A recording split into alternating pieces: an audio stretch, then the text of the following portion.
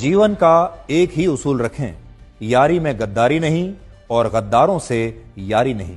हमेशा याद रखें, सफलता तभी मिलती है जब आपके सपने आपके डर से बड़े हो जाते हैं। मन और मकान को वक्त वक्त पर साफ करते रहना चाहिए, क्योंकि मकान में बेमतलब का सामान और मन में बेमतलब की गलतफहमियां भर जाती हैं। इसलिए मन में भरकर नहीं, बल्कि मन भरकर जिएं। हमेशा लोगों के दिलों में सेव रहिए, क्योंकि अगर आप मोबाइल फोन की गैलरी में सेव रहेंगे तो कभी भी डिलीट हो सकते हैं। शतरंज में वजीर और जिंदगी में जमीर अगर मर जाएं तो समझिए खेल खत्म। ये कलयुग है।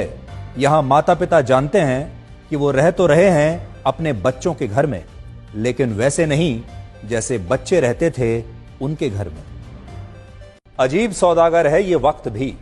जवानी का लालच देकर बचपन ले जाता है और अमीरी का लालच देकर जवानी ले जाता है। जीवन में अच्छी यादों का अचार डालिए जो दिल के मर्तबान में सालों साल रखा रहे, और बुरी यादों की चटनी बनाइए ताकि वो 2 दिन में ही खत्म हो जाए।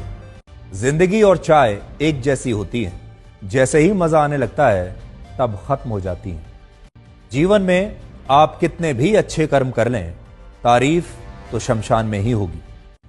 कड़वा सच यह है कि मृत्यु के बाद इंसान का सारा सामान दान कर दिया जाता है, लेकिन उसका कमाया हुआ सारा धन आपस में बांट लिया जाता है। जीवन एक कलम यानी पेन की तरह है। इससे पहले कि इसकी स्याही खत्म हो जाए, आप अपनी कहानी लिख दीजिए।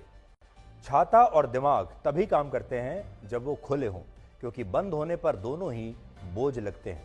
शिक्षा एक ऐसा वृक्ष है जो दिल में उगता है, दिमाग में पलता है और जुबान से फल देता है।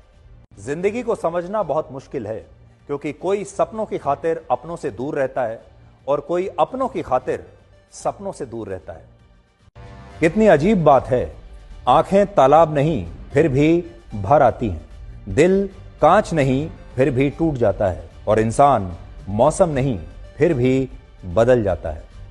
जीवन में 3 चीजें बहुत सोच समझ कर दें: जवाब, सलाह और उधार, क्योंकि देने के बाद ये कभी वापस नहीं आते। जीवन उसी का मस्त है जो अपने काम में व्यस्त है। परेशान वही है जो दूसरों की खुशियों से त्रस्त है।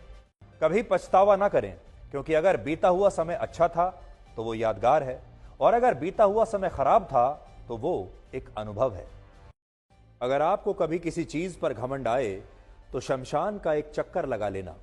आपसे भी बड़े बड़े और बेहतरीन लोग वहां राख बनकर पड़े हैं।